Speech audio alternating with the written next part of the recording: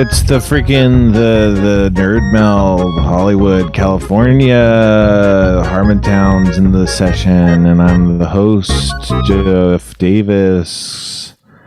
I'm the comptroller, and I'm hosting the show. And please welcome the mayor. Kevin Day is the mayor of Harmontown. Oh, that's a lot of pressure, Spencer. I don't know if I'm ready for that. Okay. Oh, no, you're ready, my friend. You are so ready. Should I remove the spotlight? Do you want some scream time, Kevin? You are the mayor. All right. There we go. Oh, we got Kevin in the house. He's got 4 bars, ladies and gentlemen, and look at them. They are red. And, oh, boy, that was the Harmontown opening to the show. What a funny, good bit to start the show with. You know, we love to have a good joke, and that was a joke.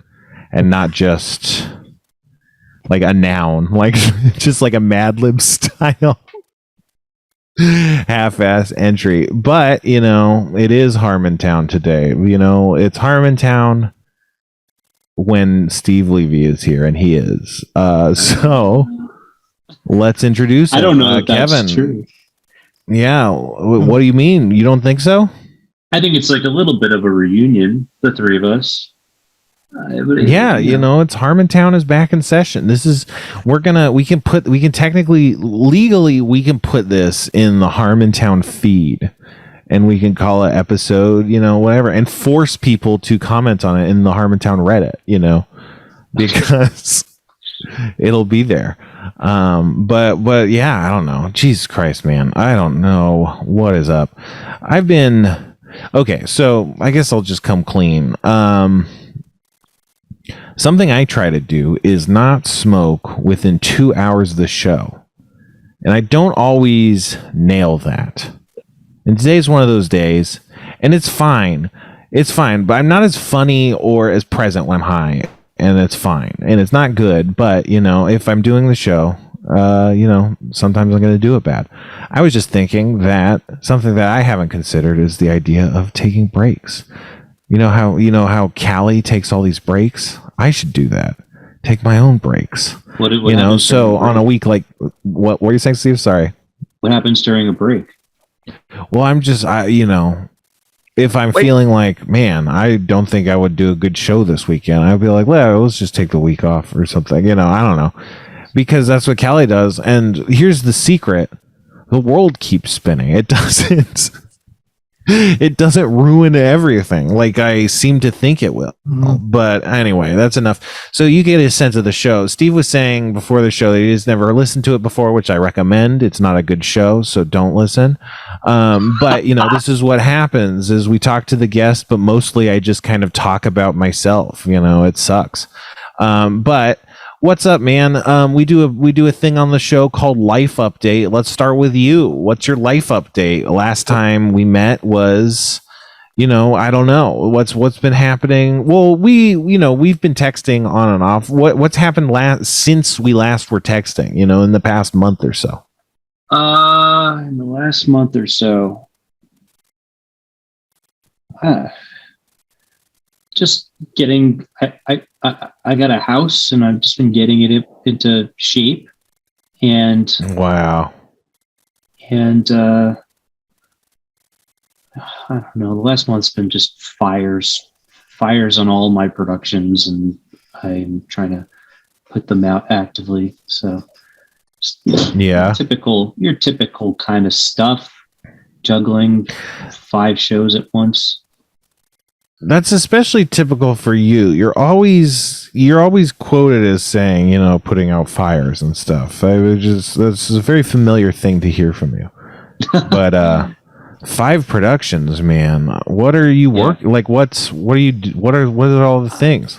I have a Fox show that we've announced called Crapopolis. Right. Rick and Morty. We have one show I can't talk about because I don't think it's announced. Sure. A show at FX called Little Demon with Danny DeVito and Aubrey Plaza. And a show at Apple called Strange Planet. Yeah. Strange Based on Planet, the like Nathan Pyle, the alien. So it's like, is it Yes, based yeah, on those yeah. comics? That's it. Yeah, exactly. Wow. So they're going around talking about roll suckers or suck rollers and Yeah, thing all the touchers exo and speak. Yeah, exactly. exo speak. That's a good name for it. That's crazy. Okay, so that was 4, right? Is there one more? Oh, there's one that I don't think it's announced, so I can't really talk There's about. 2 unannounced ones. Or did I count wrong? There's one unannounced movie and one unannounced Okay.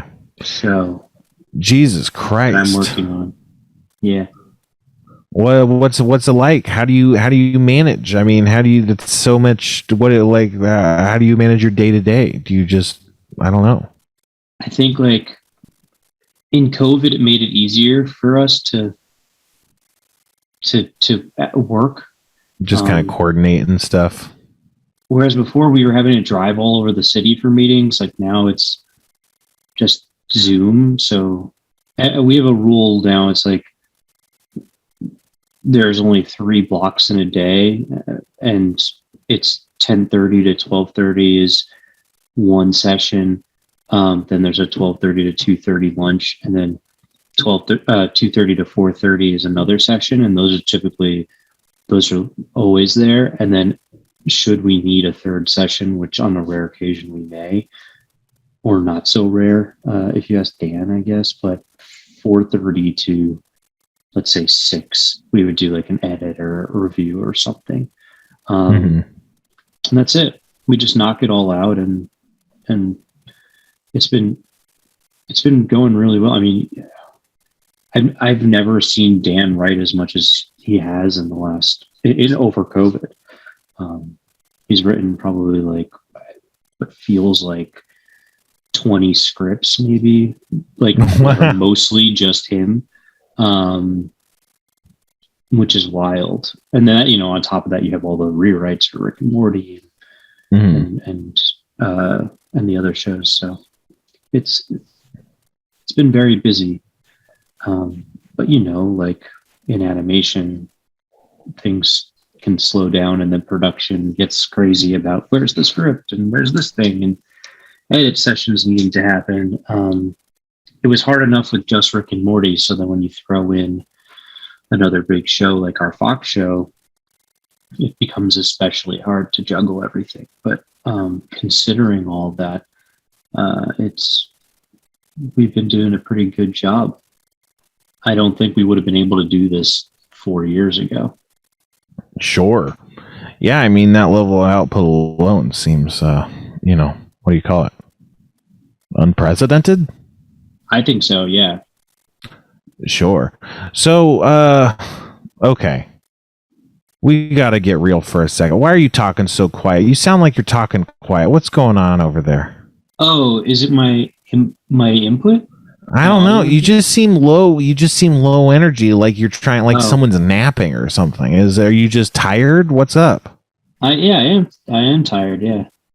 You're tired on a Sunday afternoon, evening? I'm tired always, man. What did you do today? I ran errands. I had to go to the office. On a Sunday? I had to take down these like posters. It's a whole thing. But that's not a day of work. It's a day of rest, Steve. God said. I know. There were just like little odds and ends that I needed to do. Sure. I talked to IT Nick, and he's like, yeah, well, sometimes there's things. And then I watched the Miami Hurricanes lose in the NCAA tournament, which was brutal. Oh my God. Now you're talking Kevin's language. And then I passed out on the couch. I did some chores around the house, and now I'm here. Why am I tired? My therapist was like, boy, you're always talking about how tired you are. There's this app I want you to use to track kind of like your day to day. Because I would go in and be like, I don't know what I want to talk about. I don't remember yesterday. I don't remember anything. Yeah, it's hard to have the stuff in your mind when you go in, which is kind of an important part of the whole therapy cycle. Exactly. And so this app, like, any time of day. I do morning and night, and it like allows you to pick like one of 5 smiley or sad faces to like measure like where you're at in the moment. And like then there's all these different categories you can pick from, like of like events that you like, things that you did. I don't know, hung out. Oh, is it Dalio? Yeah, maybe it is. You don't know. I think it might be Dalio. Okay, it's Dalio. Yeah. Dalio is like it's a what do you call it? It's like a micro diary app based on essentially buttons that you set. So it's like, oh, I want to track if I had a bad day, or I want to track if I had caffeine today, or I want to track if I went to the gym, or I want to track if I felt overwhelmed by sensory experiences, or I don't know. Yeah, exactly. It gives you hard data, and that's what you wanted. So. Yeah, and then every once in a while I'll put in an entry about like what my day was like, and what the trials of the day were, if anything really good happened. But mostly it's like I've been tracking like my sleep, and I've been waking up like between 5 and 6:30 in the morning every day, which is new for me, I think. And I like get up before Paige, and like I don't know, like sometimes I'll do work, sometimes I'll just come to this office guest room and just like try to fall back asleep so I don't wake her. But yeah, it's just tracking why I might be feeling this way. But it could also just be stress. I don't know. I don't feel that stressed, but I don't know. We'll see. I just started.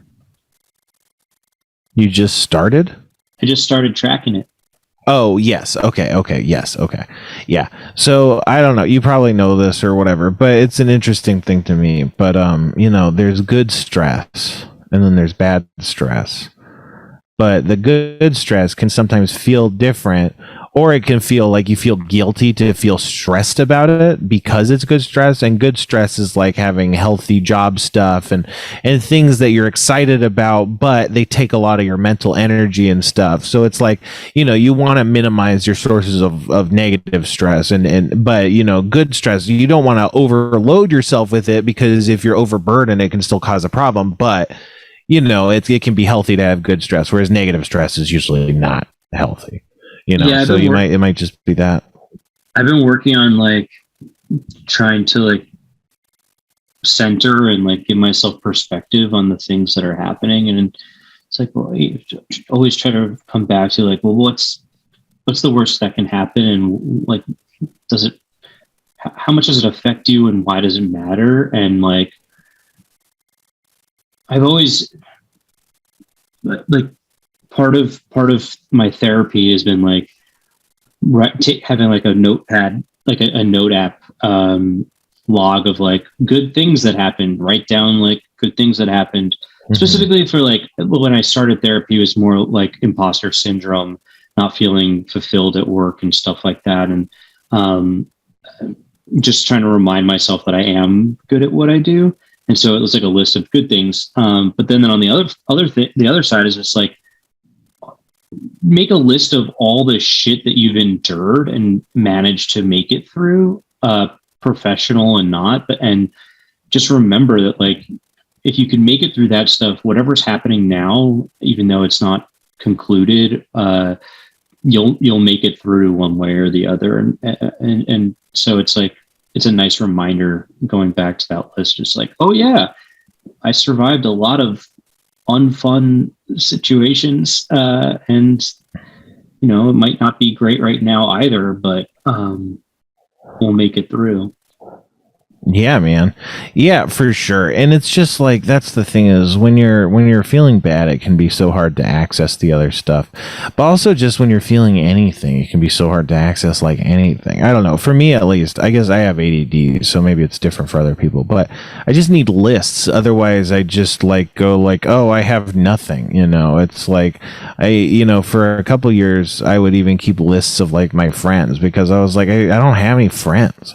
And it's like, well, you do, but it's just you can't think of any because they're not on a list. Yeah, which is crazy. But it's like, what? Yeah, like if I like the last birthday party that I think I had, it was like at that laser tag place. And it was like, when I had to put a list together, or like when I was like, who do you want to be there?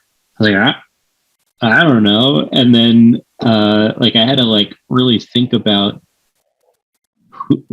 who we should ask. And, so I like put down a running list of like people you like to have in a big group setting together list. Yeah, I totally understand that. Yeah. Well, oh boy. What's wrong? I just here's what's wrong. We got a segment on this show where we try and figure out what Kevin's deal is. Oh. What his deal is? Yeah, do you know what Kevin's deal is, Steve? Like a contractual deal? No, like what his deal? Like what his deal is? What's your deal? You know? Like what's up? Like what's his thing? What's his shit? What's his? Yeah, like what's your deal? You know?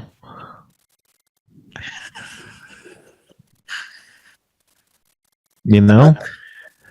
Wait, are you asking me what my deal is? No, I'm asking Steve if he knows what I mean by what's your deal. Oh yeah, I get it. Yeah. Okay. So do you know what Kevin's deal is? Do you have any idea? You probably know better than a lot of other people, honestly. I think Kevin likes to enjoy take part in things that he enjoys, keep quiet, off the radar, and he's just a thoughtful guy who likes to keep to himself and do the things that he enjoys doing, which for all, like, I'm sure the audiences know that like Kevin has like a whole pinball room, like that's a cool thing. Just wow. You keep your head down and work hard, play hard, and Kevin certainly does both. I think, at least with pinball, the playing part. What do you like about pinball, Kevin? I touched on this before, and it's gonna make me sound really crazy if I answer this honestly, but like, so I worked for the company that made most of the pinball machines that are out. Williams, Bally, Midway. Yeah. And like, I watched these things that people spent so much time on just slowly fall apart, and it's like, there'd be some pinball machine, that they made 10,000 of that today there's maybe 3 left, and so there's part of me that just like is paranoid of like, hey, if I don't preserve these things, they're going to be gone, so like I've got all the rarest ones from when I worked there, like some of these that only made a few hundred of. I have like a prototype one. I have, stuff like this. I don't even play pinballs at all. Like I can't remember when the last time I was actually like, it's been more than a year since I actually turned one on and played a game, but I get great joy at watching other people play them, so whenever we have people over here, I turn them on and love watching people play it, but I don't. And it's weird because I'm pretty good at pinball. I won tournaments. I'm not bad. Yeah. Wow. What kind of tournaments?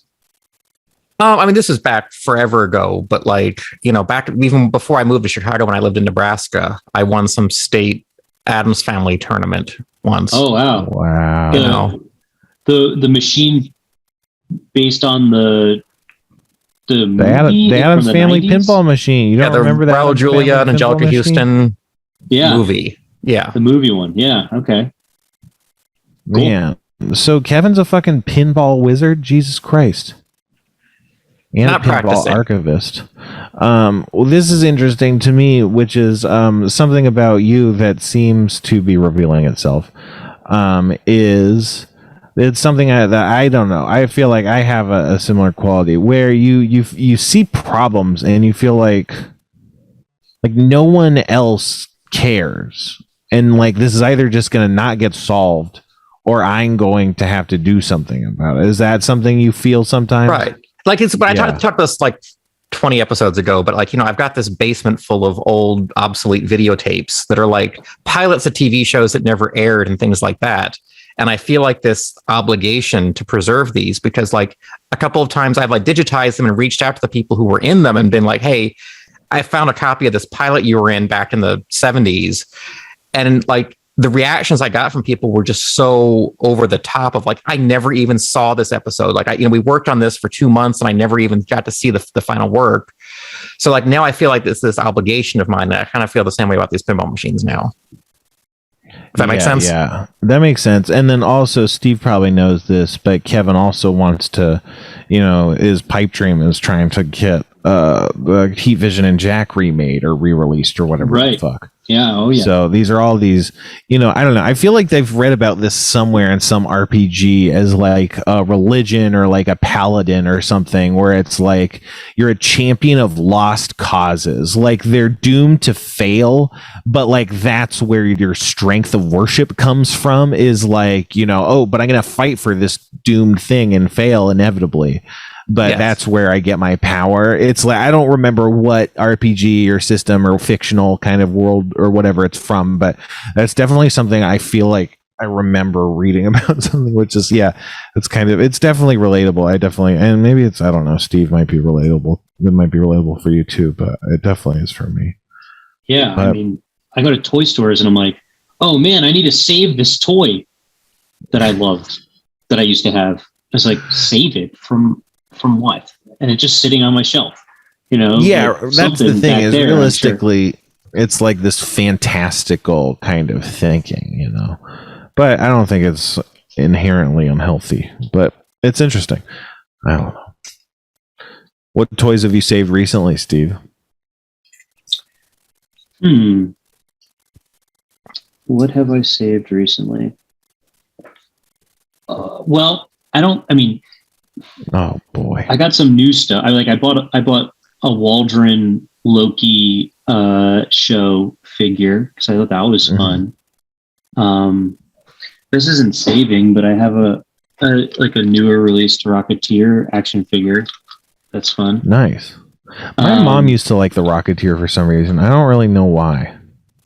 It's a cool movie, especially if you don't know what you're getting into when you put it on and you don't know anything about it. It's like, whoa, it takes a really fun turn that you may not see coming. Or as a kid, I certainly didn't. It was definitely a movie I had on a lot as a kid. Yeah, I do have a jetpack. It's cool. Yeah, a jetpack, a rocket pack, and a person who wore it. Some sort of Rocketeer, even. Like, what imagination! A flying man? A flying man. Yeah, I don't remember seeing it. I don't know if I never saw it or if I just saw it when I was like incapable of forming memories or something, but yeah, I don't know. Man, Dash Rendar. What? Sorry. Dash Rendar from Shadows of the Empire. If I see that figure anywhere, I typically buy it. So how many do you got? Do you have a collection? I've got at least 2 back there. Yeah, got some Star Wars figures.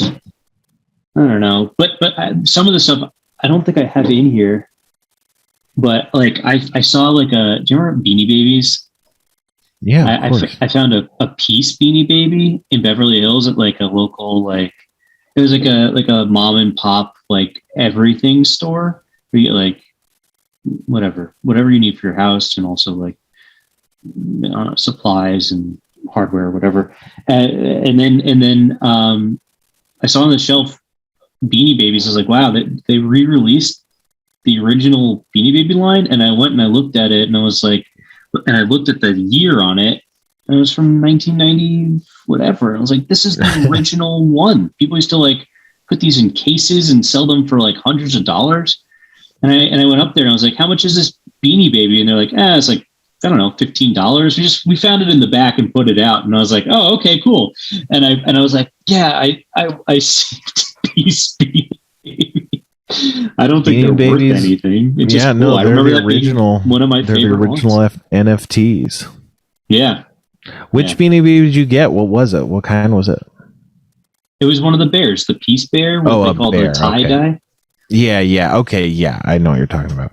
Yeah. They, everyone thought they were going to be big, but there was no scarcity, I think was the problem. There's just a ton of Beanie Babies. So they never really retired manufacturing them after a certain period of time. they set their own market, and then also released a book that you would buy, and it would tell you the value of each one. So like they set their own market value. The whole thing was such a scam. It's so crazy that they got away with it. Yeah, well, I mean, I guess I had that book. Well, I didn't have it, but we had it at our store, at the bookstore, and it was like, it's so weird that this is a book you could buy. And I don't know, it's weird just because like you think about prices and the idea that it's like, oh, it's just in the book and they don't change or whatever is like really weird to kind of like the idea that, I mean, I know there's like Kelley Blue Book and stuff, but I mean, I'm sure that these days like internet and dynamically changes, right? Or something, but even those, they would change price every year or whatever, right? I don't know, but yeah, it should. Anyway, I don't know. What's it like having a house? It's pretty wild. Yeah. Yeah. I mean, I've never had this much space. It's nice to have an outside that you can sit out and not feel like you're being intrusive to anybody or anything, and privacy, especially during COVID, even though it seems like COVID's over. I don't know. That's what the internet says, and the people roaming the streets without masks these days. Yeah, and they're never, who could be, it's wild. They've never been wrong before. Yeah. So, I mean, maybe it is fine. I mean, I guess the problem is just no one pays attention anymore. So, like, unless things really changed, obviously, we wouldn't know. But, like, realistically, we're at a number of deaths per day that is, where it was when we were hunkering down and not doing stuff. So it's like... And we don't treat that like it's bad. We go like, yeah, it's fine. But it's like, no, we're just fine with it now. Which is, if you're fine with it, whatever, who cares? The thing is, I am so aghast. I have to like reset my expectations where it's like, yeah, everyone's done with the pandemic, whatever. But it's like, fuck's sake, people, come on. It's just like, it's all right in front of us. None of this is a surprise or a secret. It's not like a trick. We're not being lured by COVID into a trick thinking it's safe. We're doing this. It's our idiocy. And so for a while I was just so mad, and now it's like, well, whatever. Especially since the government doesn't even care. It's like if they're not signaling that it's something that's important, you can't get too mad at people for thinking it's not that important. It's like, who's going to tell them otherwise? I don't know. I'm not going to do it. I don't fucking... But it sucks. I've been trying to still stay, away from people and not go inside for very long. My thing is I try to just not, if I go inside, it's just for a short period of time, like 5 minutes or less, because it's like I'm probably not breathing a ton, even if there's sick people or whatever, if I'm wearing my mask. And also I wear an N95 mask everywhere now, with the real N95, not KN95s, the real ones, from 3M. American company. No, but the thing is, I don't know if I've talked about, I guess I probably talked about this on the show, but you get the proper 3M N95 mask. They got these two stretchy plastic straps that don't fit over your ears. They go around your head. And they have this kind of foam strip over the kind of nose strip.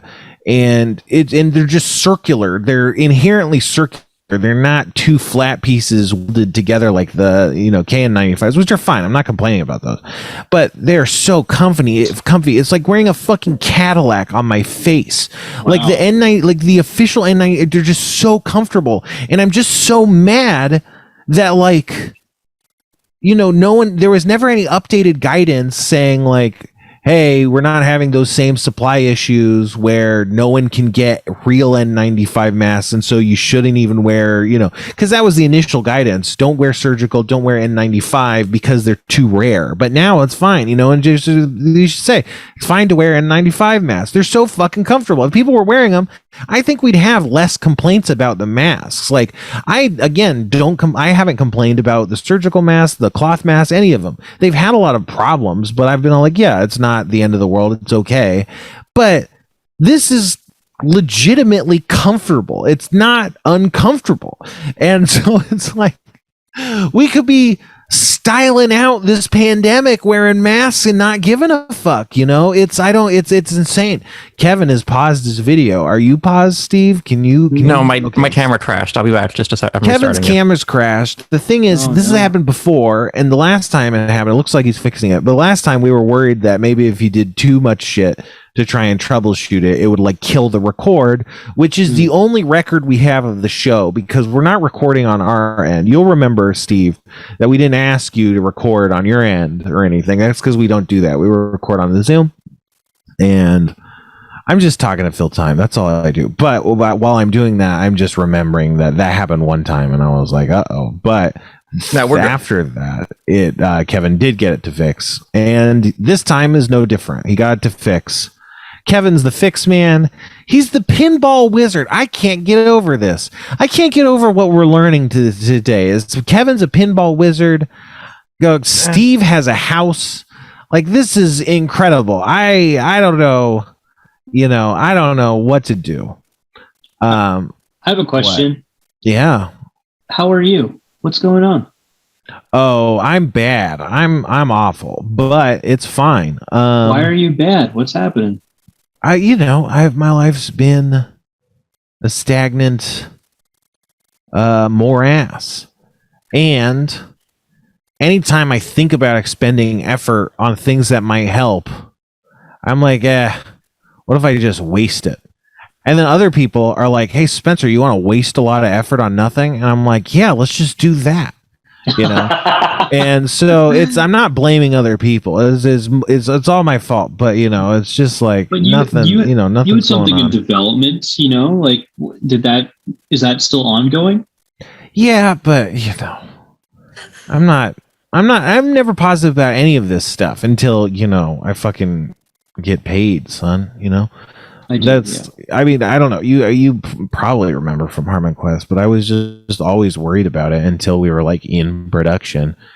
And then even when we got like renewed, I was worried about it. And then it came true, like we made the fucking second season and then CISO died or whatever. So it's like I've always been really wary of any of this stuff and not try to count on it because, I mean, it's not healthy, but I just know that like superstitiously, I'm like, if I, accept it's a good thing that's happening, I'll be punished by God. So that's not healthy because then I can't appreciate, the good things in my life. But, it is a brain pattern that I have. But I talk about where I'm at all the show. You don't listen to the show, which you shouldn't. I'm not blaming you, but the listeners, they know is all I fucking do is complain about the stupidest fucking shit nonstop. That's the whole show. And I'd love to complain. What can I complain about? Is there anything to I don't even know what I've been doing this past week. I've been listening to a lot of podcasts. I've been playing a lot of this Elden Ring game. You playing Elden Ring, Steve? I've been seeing stuff about it. I have not. It's fun. It's really hard, but it's fun. I've been punching everybody. It's fun to punch everybody. But I was talking about like there's this problem in Elden Ring with the punching where I don't know what it is. I think it's a hitbox thing. Like, because you don't want the characters to like get stuck on each other, right? So usually in the programming of the game, they have it like if the characters are overlapping their hitboxes or their models, they'll push away from each other to kind of not stay and get stuck or something. I don't know exactly how it is. I just, whatever. But I think something about that is interacting with fist weapons, because fist weapons are gloves that are on your hands of your character model. Okay. So whereas a sword kind of extends out of your character model and is an extension of your arm, like your fists are not very much extensions of your arm. You have this thin layer of this metal glove or whatever, So if you punch someone, your fist, your hitbox will collide with theirs, and I think that'll sometimes push you away from their hitbox because it doesn't want you to get stuck or whatever. I think that's what's happening. I'm not sure. I don't think it happens as much. Yeah, I don't think it happens as much with the other weapons because I don't think they have the same hitbox issues because the weapons don't. It doesn't care where the weapon is. The weapon just goes through their model and can't get stuck. But your feet might. What? Are you a brawler class? Basically, that's the thing. I only use like punch weapons. I only use this weapon called the Cestus, basically, or the Spike Cestus, and it's very fun. I don't know. It's hard, but it's not. The game's not as hard as the other Dark Souls games, I guess. But it's really fun to punch people, and I like it more than all the other weapons. But the range is just dick. It just sucks, you know. But you heard it here first, folks. It's really fun to just punch people. It is. I was like, I love. In video games, I love punching people. I love it. In Halo, you know, when you can melee people, I would always be meleeing enemies all the time, even when it was a really bad idea. You know, in a firefight in multiplayer, when it's like, all I do is unload the assault rifle into this guy and he's dead. It's like, no, I'm just going to come up and try and fucking pistol whip him, even if I get killed. It's because it's fun to me. And especially in shooting games, it's fun, you know, because it's just funny, the idea that other people are using guns and then you're, you know, trying to punch them. You know, and in Red Dead Redemption, I was really trying to punch really hard for a long time. I eventually switched to guns, but for the first like quarter or a third of the game, I was punching almost everybody. And it was just the same thing. It's just really funny to imagine like we're in the Old West and here's like a cabin full of 15 bandits with long rifles. And, you know, I'm just like running into them. You're the whole, Yeah, being filled with bullets, you know, it's like you get shot like 12 times. And then, you know, you in Red Dead, it's funny because you eat food to heal yourself. So I'm like eating cheese while taking like fire. Just like I'm just full of like 70 bullets, like I'm 5 pounds heavier in metal and 7 pounds heavier in like 3 wheels of cheese that I've just eaten, you know, and then I punch everybody to death. And then sometimes you drink alcohol to like slow time down or whatever. It's so funny. Or in Borderlands, you can melee people. Sometimes there's some melee builds for a couple of the characters. It's just anytime you can do it, I fucking love it. And so, yeah. Oh, sorry. Did you play Crackdown on Xbox? No. What even is that? I think it's Xbox 360. Crackdown was like this Microsoft game that you power up by like the more stuff that you do. And like one of the things that you can power up is like your strength, also your jump, but it like makes you into a superhero. There are all these great weapons you level up too, but if you just I never liked using the weapons. It's way more fun to just like punch someone and then they go flying, you know? Yeah, it's just funny to punch. Was Crackdown like a beat 'em up game? I feel like maybe I played that. It was like an open world sci-fi GTA kind of thing where you're like taking down gangs in like some futuro city, and you get all these crazy vehicles you can drive, and then you have like targets that you like take out within the gangs and try to make your way up to the top of the gang and clear the streets. Yeah I've never played it. I guess I thought it was a different game. I guess I don't know what I was thinking. It's worth. I used to, as a kid, like it wasn't like a freshman in high school or 8th grade or whatever it was, I would like put on music and just play Crackdown. It was just very calming for me because there's a lot of collectibles too, which also upgrade your character and make you faster, stronger, all this stuff. Once you become like a combination of Spider-Man and the Hulk, then you're really crushing it. It's really fun. Yeah, there's a bunch of games that were like, I guess the ones I'm thinking about were more like PS2, Xbox 360 area, but it was just about you kind of like freeform building out your character in all these different ways and becoming like impossibly powerful. But anyway, the thing with the punching in Elden Ring is that like, okay, so the hitbox thing that I was talking about, it like, you know, it also is like it goes around their legs like a army man figurine. You know how they have that plastic circle under their legs, you know? Right. There's kind of like a hitbox like that. So if you jump at someone and your hitboxes would collide, you kind of slide out of each other. But because they're standing with their legs apart, like there's this point like right in their dick area, in their crotch, where you would collide with it with your fist, but because your fist is your hitbox and their dick is their hitbox, it forces you apart, and the game forces you to miss your dick punch way more than you should. And if you use damage? What? Does the dick deal damage? No, you punch their dick because you're using fists instead of swords or other weapons, right? So if you use any other weapon, because it's not your fist in your hitbox and you do the attack on their dick, you'll hit their dick with the sword, with the spear, with the skull that's on a stick, with the punching dagger, with the with the three-headed flail you'll hit, with the ice axe you'll hit, the golden halberd, any of these weapons you hit with. But with the fist weapon, because it's your hitbox, you can't punch the dick. You can stab the dick, you can't punch the dick. But you can, it just is way harder. It's like the dicks have force fields against punches.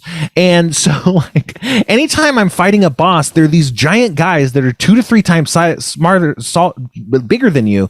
So, like, your eye level is like at their dick levels, and you can't punch them you can't punch them right in the most obvious spot to punch. It's really frustrating as a guy who plays this game exclusively by punching to constantly be thwarted when I'm going in for this dick punch on a really difficult boss fight. But ultimately it's just funny because, these games have a reputation for being difficult, and it's like, yeah, I punched everybody to death. And then, it's just kind of hopefully makes everyone feel worse about their accomplishments is, I think, what I'm going for. Just a general diminishment and belittling of other people's achievements. Oh, yeah. I get that. Yeah. It's the only way I can feel good about myself. Speaking about feel good about myself, we got to go for an ad. Oh, hello. And goodbye. I guess, do we have another ad, Kevin? Yeah, we do. Okay. And another ad.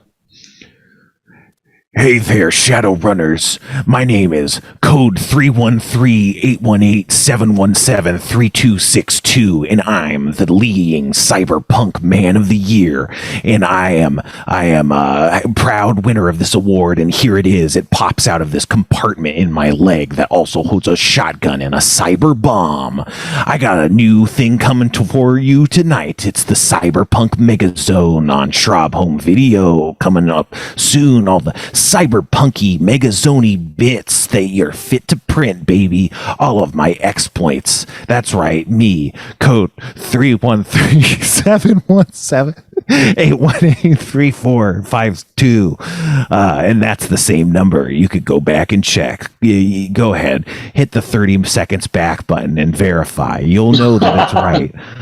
Use the promo code Goblin Flakes for Cyberpunk Megazone on Schraub Home Video.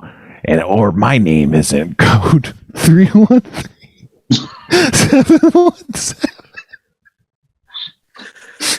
And we're back. Oh, man. We love our advertisers. And we're glad to be part of the Schraub Home Video block. We're glad that they haven't kicked us to the curb. Or, do we secretly despise them for not setting us free from this torment, this Jeff Davis inflicted curse? Who knows? Either way. But we do appreciate our sponsors. And so, yeah. Did you know anything about this, Kevin? The Cyberpunk Megazone? I mean, I know that it starts tonight at 7:15 Pacific, 10:15 Eastern, and it's a brand new Cyberpunk Megazone, which is the first time in more than, I think, 2 years there's been a new one. So we're very excited. Yeah, I'm excited. But if you're listening to this podcast, it's already happened. So this is what you get for missing out on the live show. Yeah.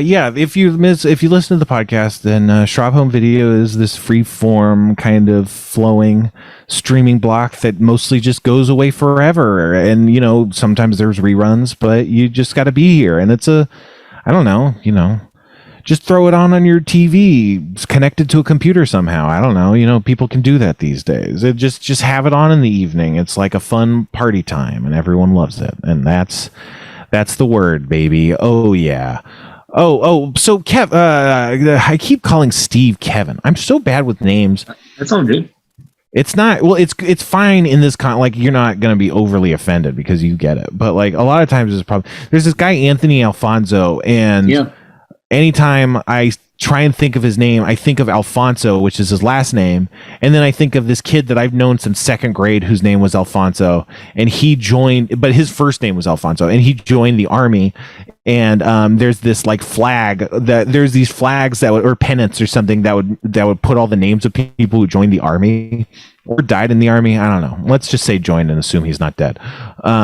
But they'd put it all throughout town, like when new recruits would join or something in Moore Park, the town I grew up in. And so I would see his name, Alfonso, on the thing sometimes, and I would be like, oh man, I knew that guy in second grade, and I guess he's in the army now. That's so strange. Like, you just kind of pass through people's lives or whatever. But it was really weird. So anytime I try to think of his name, that's exactly what I think about. That exact sequence of thoughts. And I never land on his real name, which is Anthony. And so then it just looks like I'm trying to think of his name. It's really obvious to him that I'm trying to think of his name. And it's like, how does he not know my name? Like, we worked together for so long. We worked pretty closely together. And I know his name. It's just like in the moment, I just am constantly fucking up. Anyway, I don't know why I brought him up. Oh, because I fucked up your name. Yeah, anyway. But you were going to tell us. You were going to. What? I'm working with Anthony again. Yeah. I mean, production manager on Rick and Morty. He's doing it sounds like all you guys are having a real great time. Have you caught up with him? What? A little bit, yeah. We worked on I'm doing one of the things that I guess this is technically development, but it's more pitching. One of the things we were pitching, we had him help give us notes on, and he had some good notes and stuff. Cool. Yeah. He's the best, yeah. Yeah, no, he's great. He's really cool. I mean, and he's a good artist and stuff too. Anyway, you guys don't know about Anthony. Kevin, Steve. Yeah, Steve. You were going to tell us. We forgot to tell the folks why you were on the show to begin with. You had, you have this secret project that you were wanting to promote. I mean, you said you couldn't talk about the things you had in production, but there's got to be at least some of the things you can say. You had Kevin, you sent a clip. So is there anything you can talk about before it goes live or before the public announcement or whatever? Right. It's partially, it's an animated movie. Things are moving in it. It's got a great cast. Working with some friends, and I don't know. It's just a short clip. Well, not really say a lot about it. Yeah, I haven't watched it. So, I mean, if there's any, does it need to be set up at all? It's a really beautiful movie. It's charmingly funny at times, and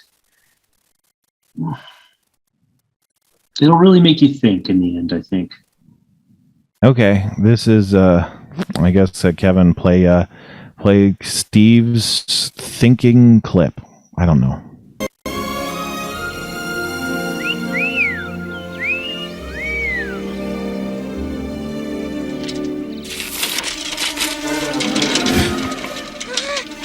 Oh no. Eric! Oh no. Oh my god.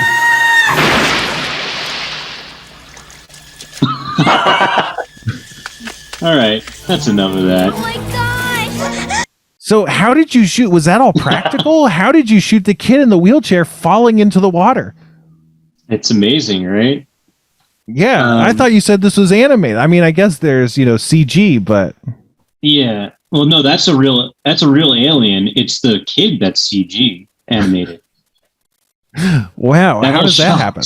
That whole shot is in Maya. No, wow. That's just the classic Paul Rudd stolen bit from. So if you're listening to the podcast, and I do think of this as a podcast, even though more people watch it than listen to the podcast. If you're listening to the podcast, think about that. You're actually in the minority. And I appreciate you. And you're probably better than the live people who watch, because the live people who watch, they use the Schrob Hope Video Discord. So they're, going to be bad people. And they should honestly tune off, turn off the channel and not watch the Cyberpunk Megazone, just because of being bad. And anyway, What was I trying to say? I got lost in spite. You know, it's bad. It's a bad place. It's bad, you guys. This whole thing is bad. What a bad show. I don't know, Steve. I'm so sorry. I brought you on to have a good time with the audience and the friends. I haven't seen you in this. I haven't seen you. We've done me and Steve have had a couple Zoom meetings that we've been on together where Schraub is having table reads for fun stuff. I don't think it's anything serious. Who knows? It's kind of like it's just been fun. We also talked about your pilot, your animated pilot.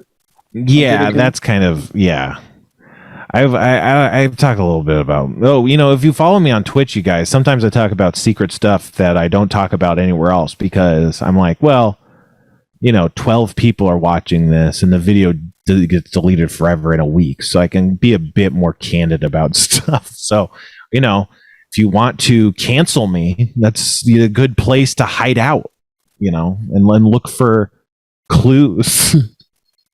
Oh, another thing, Steve, you don't know this, but when I stream for video games, I have a series of clues leading to my various crimes that I pepper throughout the stream that the audience can really dig into. So you have your own Da Vinci Code happening. Yeah, it's like a fun thing. When I was a kid, there was this book. I think it was called Animalia. Do you guys remember Animalia, the book? It was like a picture book. I think that sounds so familiar. I say picture book, but it was like an art book. Like it was glorious, beautiful, huge watercolor paintings of like landscapes and plants and like savanna tropes and animals, just tons of animals. And the whole thing was just kind of like, it was almost like a Where's Waldo book for adults, almost like, I don't know if it was for adults, but it had more of kind of an adult look to it because it's watercolors. It's like realism, watercolor art of animals, and it had like secrets hidden throughout it, and at the end it was like, there's the fucking secrets, go back and check the secrets and then figure out this riddle. And I could never figure out it was like super complicated for like my dumb kid brain. I don't know. Oh yeah, so do you have that on screen, Kevin? Yes. Animalia. But yeah, Grain Base. I knew Grain Base was attached to this somehow. But it's just, I don't know. Like I said, there are secrets and hidden animals and stuff and the puzzle in the end, and I never solved it, and I always wanted to. I don't know, who knows what the puzzle was? It was probably just saying like, hey, what's up? Good job or something, But in my mind, it was always like a clue to like a contest that if you solved the puzzle, like someone would give you a prize. That's what I thought it was, but I'm sure that's not the case. Who knows? But Animalia, I wonder if anyone in the audience remembers any of that stuff. No one remembers it though. None of you guys. Anyway, we gotta try food, Kevin. We do a show with Steve. I wanted to get you some food, but we do a segment on the show called Show and Taste where we try food that Kevin sent me in the mail. We should come up with a better name for it, respecting the fact that we try food Kevin sends me in the mail. Like, yes, like, and it's always overseas expired food. Yeah, I wouldn't say expired. Should I expiration dates are capitalist propaganda or something? Oh yeah. If you want to go grab something, feel free. Yeah, and talk us through it. It's fun to describe food and stuff if you want. Yeah. Okay. Let me see what I got. I'll be back. All right. So you come back while Steve's gone. We're gonna try. What do you want to try first, Kevin? Do you want to try the brown or the green? I'm gonna go for the green. Okay. So we got these. Technically, Kevin said they're Oreo brand. Yes. Pirouette style cookies, these kind of, straw tube. Yeah. So yeah, they kind of look, I mean, they're Oreo branded, but nothing Oreo like this is sold. I don't think Oreo's ever sold anything like this here. Yeah. And it comes with Bulbasaur flavor and Charmander flavor. And Bulbasaur looks to be like probably matcha or green tea. And then Charmander is chocolate. And that's what it looks like. Talking for a second so the camera cuts to me here so you can see what these look like. No, it's all good. It's but yeah, these are the two flavors we got. So I'm guessing it's chocolate and tea, but who knows? Yeah, gotta be, right? But we're gonna try the green one first. That's Bulbasaur. And on the back it has a little punch out Bulbasaur head. That's really adorable. Yeah. I'm loving this. Everybody else but us gets the best stuff. People actually here's the thing. In other countries, people actually care. because it's not just a fucking hollow, empty fucking scam to just drain people of their lives. You know, it's like, no, we actually just want to make cookies. Like, we aren't using cookies as a way to dominate the world and destroy the planet. Yes. You know? So, well, Anyway, Spencer, you want to taste it first? Did you grab anything, Steve? I grabbed this thing from my fridge. Vegan buffalo dip from Trader Joe's. You got anything to dip with in? I brought regular wheat thins. Nothing weird. Okay, so it looks dirtier. I'm just showing this up. It looks dirtier than it looked in the picture, but that's to be expected. It's pretty brown, not very much green. I'm eating. And Spencer's tasting it now. If you guys want to try these at home too, these were sent to us by the Exotic Soda Company. So it's exoticsodaco.com. They didn't pay us for this, but they sent us boxes and boxes of snacks, and they're giving you, anybody who signs up to buy something from them, if they use coupon code that happens, you get 15% off at exoticsodaco.com. Yeah, man, if you want to try this crazy stuff, they got it. But so the wafer is, classic wafer, lightly sweet. It has a bit of bitterness, probably kind of like a dark chocolate or kind of like intentional bitter notes or cocoa powder maybe. And then you get the tea. The tea is also bitter. You get the bitter herb of the green tea. I think it's probably more tea than matcha, but it might be matcha too. But it does taste kind of more like an herbaceous kind of. I don't know. Yeah, I honestly couldn't tell you the difference between matcha and tea and green tea anyway. Surprisingly not sweet. It's this one. It has a little bit of sweetness in the syrup. Sorry, Kevin, I cut you off. No, it's a lot of the ones we've had so far were either super salty or super sweet. This is not, know. Yeah. Well, Steve, you want to crack open yours and talk us through it a little bit? But yeah, pretty kind of bitter and mild sweetness, but it's like a pretty mellow flavor with a nice kind of herbal note. Is kind of, I'd say this is a good one unless you want candy. Well, let's see. What is this? This is made of.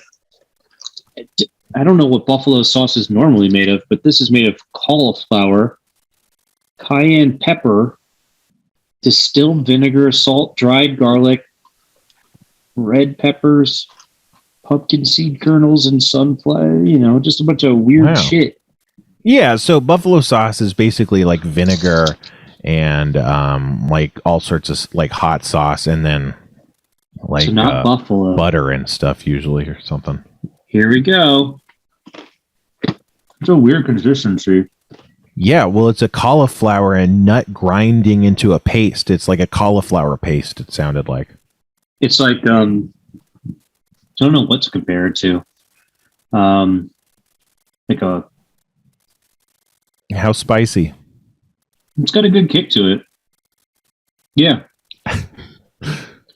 It's flavorful. I don't know how to describe it. Is it cheesy? No. It's vegan.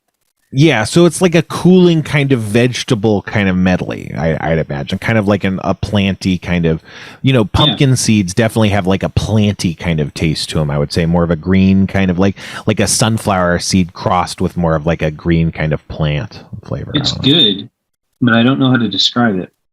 It's like the consistency of like, what's the...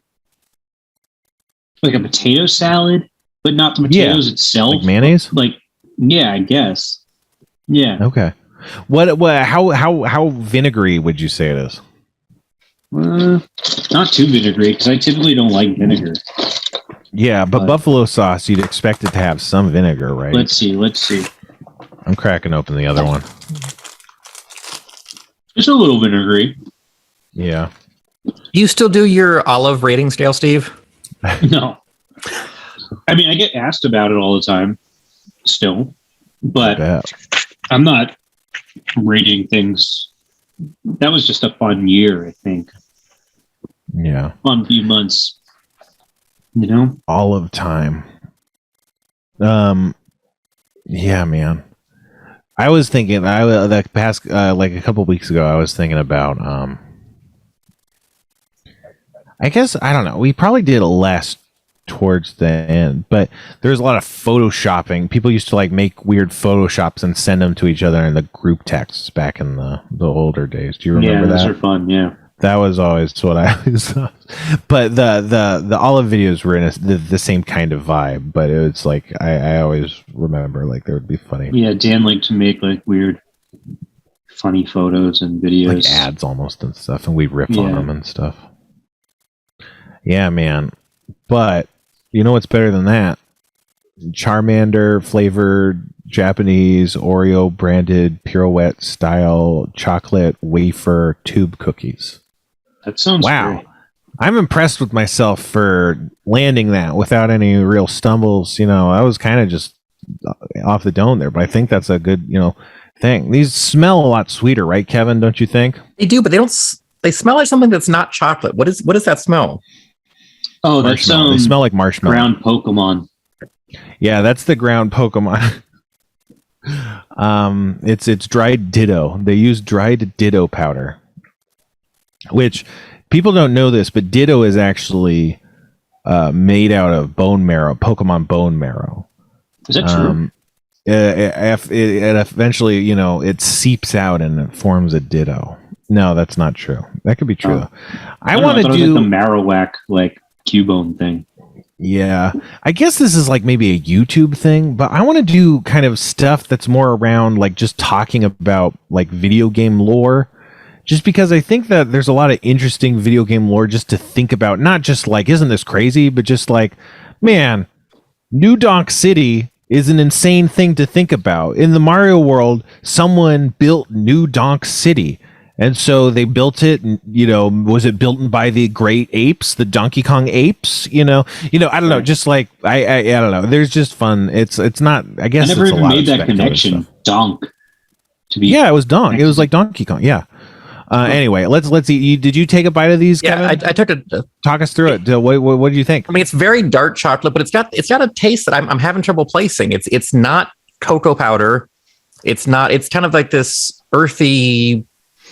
Could it be human feces? Could be. I think it's human feces. I don't know. Maybe like, I don't think I've ever had carob, but I get what you mean. It doesn't taste like real. It tastes kind of like fake American chocolate almost, or something. Almost like molasses a little bit in there. Yeah, to me it tastes like it might have a little bit of cocoa powder, but yeah, it's more of like I smelled vanilla earlier, and it is more like just kind of like a general kind of sweetness, right? Cornstarchy. It's a very earthy kind of, I don't know, like almost like something that's been like browned sugar. I don't mean like brown sugar, but I mean like, it's sugar that's been heated until it's half burnt kind of. It's really hard to explain. I think it is chocolate, but it just is not typical in any way. It barely tastes like chocolate, but I don't think it's unpleasant. I think this is great. I'd probably eat this whole thing. I don't think. Yeah, I will too. It's confusing to me. It's almost like a chocolate breakfast cereal, like Cocoa Pebbles or something. Yes. Where it's like this fake. It's like, this isn't chocolate. It's like Windex or something. It's like chocolate Windex or something. I don't know. Yeah. Anyway, Steve. Yeah. Wheat Thins, are those your favorite? What other crackers you like? I like Triscuit. You like Triscuits? Yeah. Oh yeah. I'm a big cracker guy. I like all the crackers. There's this one that crackers. Albro introduced me to from Trader Joe's. It's like an olive and fig cracker. It pairs really well with all sorts of cheeses and stuff. Highly recommend. Yeah, olive and figs both go with cheeses, right? So that's natural. Man, I haven't been to Trader Joe's in a long time. I don't know.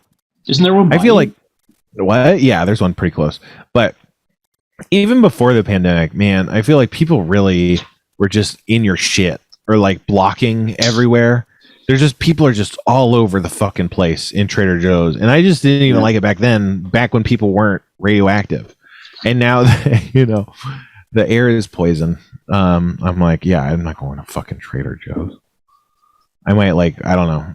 I have never ordered food from Trader Joe's. I don't know if they even do that, but I maybe would be willing to do that. But Trader Joe's for sure is the kind of place you like to just walk around and grab stuff, Yeah. Discover all their weird things that they sell.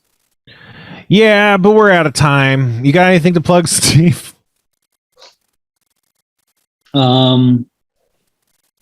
Yeah, I want to plug being kind. I feel like sometimes, especially nowadays, there's a lack of kindness, just consider others, you know? Yeah. That's what I'm going to plug. Yeah. I don't know, man. Maybe I'm not that kind. I don't know. I think you consider others a tremendous amount. Yeah. I think that's part of your anxieties sometimes is like you don't want to do the wrong thing for somebody. Yeah. You definitely think about others before you're thinking about yourself, I think. Yeah. What about you, Kevin? Plugging. So stick around for more Schraub Home Video. We've got all new shows coming up next, and then even more next week. So if you're listening to this podcast, check us out Sunday evenings at schraubhomevideo.com. And speaking of kindness, there's a place that you could think of as the epitome of kindness. The Spitreon. That's right. The nexus of spite that is my Patreon. The kindest place on the earth. If you're feeling particularly kind, give me money. I need it to live. Because kindness is in short supply. But kindness can't buy a house. All right. Let's get out of here. Kevin, as we always end the show. Steve, as we always end the show. Kevin and Steve, both of you. As we always end the show the same way every week. With a really well thought out idea. In this case, a famous saying by the great Thomas Alva Edison, who said, yeah, no, I'm not going to go with that quote. It's not even funny. Okay, here's the thing. Here's just an idea I've had, which is, the more things change, the more things stay the same. We used to say stuff like, Shakespeare used to say stuff like, like, turnabout is fair play, And these days we say stuff like, my man just hit him with the reverse card from Uno or something, but it's the same shit, it's like, isn't that interesting? Goodbye, everybody.